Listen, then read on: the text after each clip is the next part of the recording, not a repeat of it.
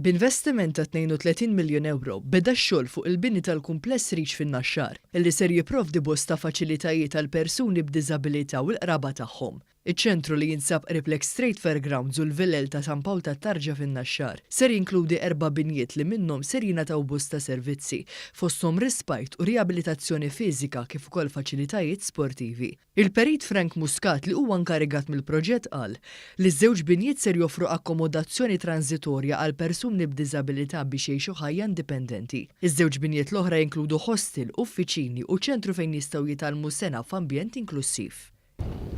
Il-proġett kollu maħsub biex joħloq ambjent eku mingħajr ostakli, mingħajr physical barriers fejn kif wara kollox għandhom ikunu ħafna mill-binijiet, partikolarment social housing u daw biex irrispettivament mill-abilità u d-disabilità tiegħek tista' tibqa' tgawdi l-ispazju u jgħinek tgħix ħajjek tal. Il-Kummissarju għad-drittijiet ta' persuni b'diżabilità Oliver Xikluna qal li ċ-ċentru ser ħareġ lil persuni b'diżabilità biex jilħqu l-miri tagħhom. Tkun tiffaċilita l-ħajja, però ħad tkun qed tħarreġ il-persuni b'diżabilità u fl-istessin isserraħ il-moħħ il-ġenituri biex it-tfal tagħhom u anke l-persuni b'diżabilità stess ikunu jistgħu jilħqu l-milji tagħhom tal-ħajja. Huwa jżur ix-xogħlijiet. Is-Segretarju Parlamentari Anthony Ġusdeċelis qal li miċ-ċentru ser jibdew jingħataw servizzi ġodda il-ħajat u kwalità ta' ħajja aħjar lil persuni b'diżabilità. Ħajkun proġett li ħajoffri diversi servizzi, fosthom anke ħafna servizzi ġodda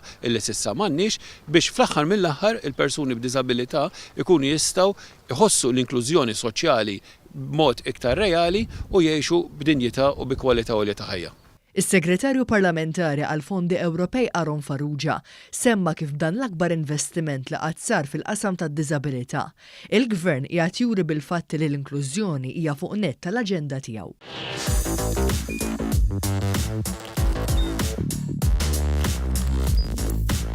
Idħol fuq one.com.mt u hemmhekk tista' tara l-programmi kollha li jxandru fuq One permezz ta' One Play.